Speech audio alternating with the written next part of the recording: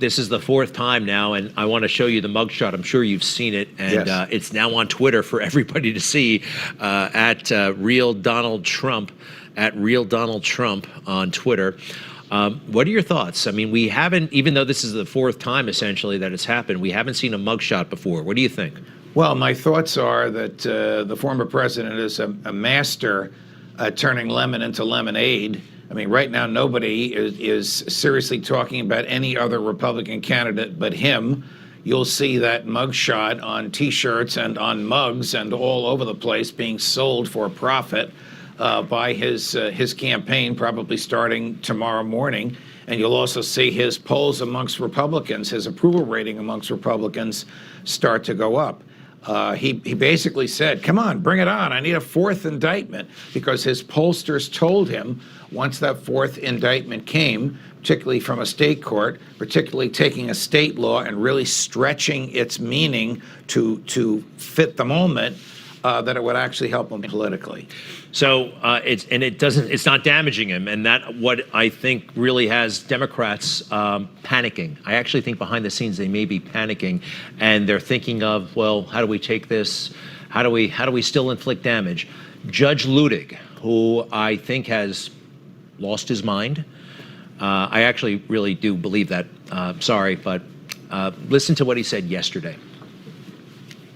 I believe to a certainty that there will be secretaries of states in several of the states who will decline to place the former president on the ballot. He wants secretaries of state actively encouraging them to not put him, saying that, well, he's guilty of insurrection, so that's justification to take him off. Now, number one, he's not even been charged with insurrection. I find what he is saying a clear and present danger to democracy. What do you think of that? I think I agree with you. This is a very, very dangerous area now. Now, Mike Luttig, whom I know, very well-respected judge, Reagan appointee to the Fourth Circuit Court of Appeals, a brilliant and gifted guy, has now adopted this theory, which came about from some law professor friends of his and colleagues of his, that simply because there are allegations that Donald Trump may have had something to do with the slowdown in the count — it was delayed by 6 hours — of the electoral votes on January 6th, that Donald Trump gave aid to an insurrection, and therefore state secretaries of state, the people that run the ballots, can keep his name off the ballot. That is extremely, extremely dangerous. He is basing this on state secretaries of state keeping the names of ex-Confederate officers who fought a war against the Union in the war between the states. The secretaries of state kept their names off the ballot. There's no comparison between the two. Donald Trump is not accused of an act of violence. Donald Trump is innocent until proven guilty. He's not been proven to have had anything to do with an insurrection. As you point out, he hasn't even been charged with it. But this is a conservative group, the Federalist Society of all people. You asked me about going on the Supreme Court.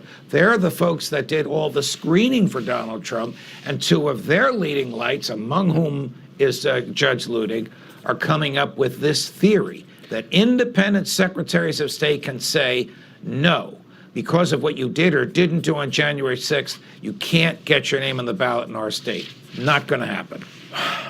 Judge Napolitano, so appreciative. By the way, why I said what I said about Judge Luttig, he said during the January 6 hearings that he thought Donald Trump and his supporters are, his words, a clear and present danger to American democracy. And he was very deliberate. He chose his words very carefully. And I looked up what that meant. And that means you can essentially suspend parts of the Constitution to eliminate the threat. And that would, quite frankly, be me. Okay, make America great again. I'm not a threat to democracy. Okay? Greg, you are not a threat to democracy. You are a great American. And I've worked with you for more than 10 years, including at that other place where we used to work.